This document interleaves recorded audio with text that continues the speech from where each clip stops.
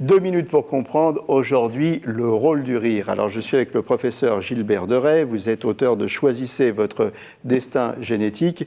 Le rire, c'est sympa, c'est agréable, mais c'est pas très scientifique quand même. Eh oui, c'est pas très scientifique parce que les scientifiques s'y intéressent pas. Et malgré tout, la grande majorité des centres de cancérologie américains font du yoga du rire pour leurs patients qui ont un cancer. Les sociétés américaines de cardiologie conseillent le rire après un infarctus du myocarde. De même pour la Société française de cardiologie libérale. Le rire, c'est très sérieux. Remontons aux origines. Un bébé de 2-3 mois, ça rit. Ça ne rit pas parce qu'on lui a appris, il ne peut pas avoir appris. D'ailleurs, un bébé aveugle, ça rit. Un bébé sourd, ça rit.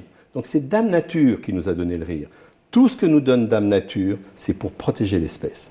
Alors on comprend que marcher, ça puisse protéger l'espèce, mais le rire, en quoi ça protège l'espèce? Eh bien parce que le rire, ça n'a jamais été une réponse à l'humour. Le rire est un mode de communication. Le rire, ça servait à pouvoir dire à l'autre « je viens en paix, je veux jouer ».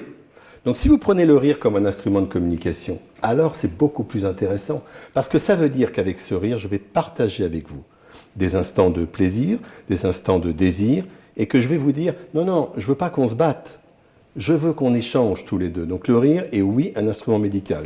Et je souhaiterais qu'il y ait plus d'études scientifiques et que l'Occident s'en occupe un peu plus. C'est une manière de dédramatiser des situations aussi.